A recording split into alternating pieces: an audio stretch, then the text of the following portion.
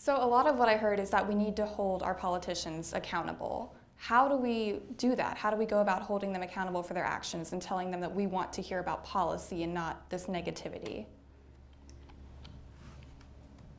I mean, getting involved in campaigns is really important and making sure that your voice is heard. Something that we do in Call to Action almost every year is write our politicians, write them letters, make phone calls, make sure that they know what we stand for and what we want. But the big thing just comes from getting involved in politics. Yeah, I think it starts at the local level too. So I think currently Congress's approval rating is at 11%, yet we keep on voting the same people back into office with our incumbents. So I think getting involved at the local level, having conversations with our peers about local politics and having more of an interest in that will often lead to like a bottom-up approach and being able to hold other politicians accountable as well.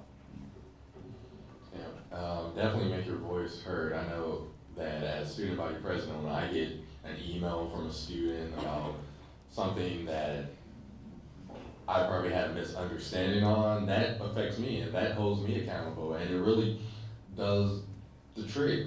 I have to like go back and review what it was that I said that was offensive, even if it deep in my heart never knew that it was offensive. And the next time it comes around, I'm more educated, and I think we have to not only hold our candidates and politicians accountable, but we also have to educate them and to let them know, hey, this was offensive. You might want to think about it the next time you do it or the next time you say it. And if you continue to build that up along with your fellow voters and your fellow citizens, that does so much good in the long run when you make your voice heard.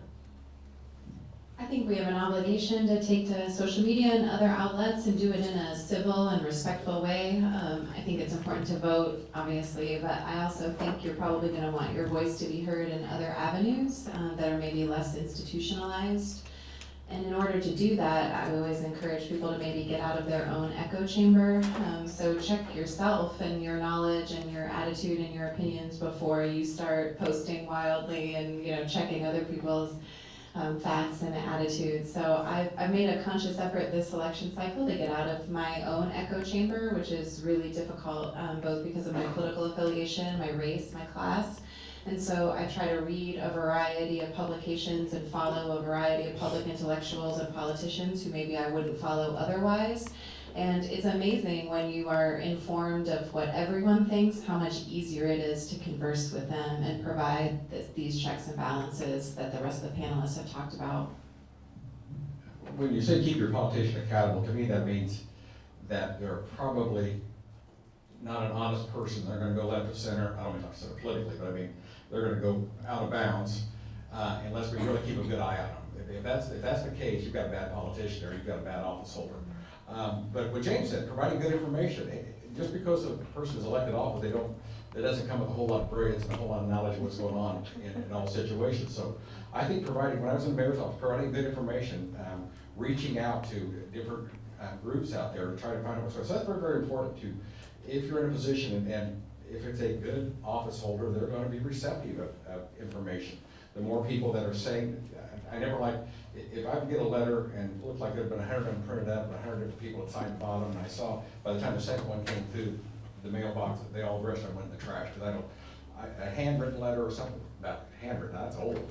That's old school, now it's emails, but however you communicate, making sure it's on a personal level, you're communicating with that person, providing information, because when you say if you're trying to keep a politician accountable, it's kind of like the guy who's waiting to get a drink when nobody's looking. So that's my opinion. I don't know what that means. I don't know what that means, that last part. Believe it or not, we do listen to folks who contact us. And really, nothing makes me happier than for somebody to reach out to me and say, hey, I got a problem with something that you said or a vote that you made, okay? But it all depends on how you do it, okay? Dan's been on this end just like I have. There's people who adamantly disagree with something a position you've taken or a vote you've made, who will come and talk to you and be very sincere and really want to explain themselves and really try to understand where you came from. And those are wonderful conversations to have. They're very enlightening for me to hear that, okay? What I don't like, and what none of us like, okay, is when the person wants to yell at you and call you names. A few years ago, we went through a fairly contentious issue at the State House, and people were not happy with my position. So I wrote a letter that the Star Press published, and I explained the issue, the background as I knew it, the information that I had available to me at the time, how I felt about it personally, what my constituents were saying, and why I voted the way I did.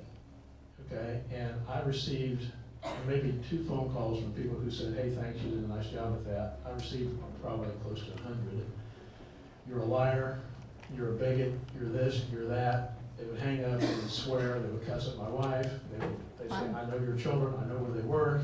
It just goes on and on. And I'm gonna tell you, you come at me like that, I'm done talking to you. I'm just done. Okay, so you come and talk to me with a sincere heart and a genuine attitude and trying to express your opinion, I've got all day. Okay, I want to hear what you have to say. If I could add one thing, I just have to think that when Doug was talking. I pretty much had an open door policy. If somebody wanted to come up and talk to me, I would, if I had the time, I'd sit down and talk to them. But when they got done, I would always ask the question, what is your solution? So if there's a problem out there you want to talk about, think through that problem, but then present a solution to it. Maybe it's not workable, and you can talk about why it's not workable, but don't just go up there and bellyache. This is the problem, and this is what I see as a solution. Let's talk about that. Give something to talk about.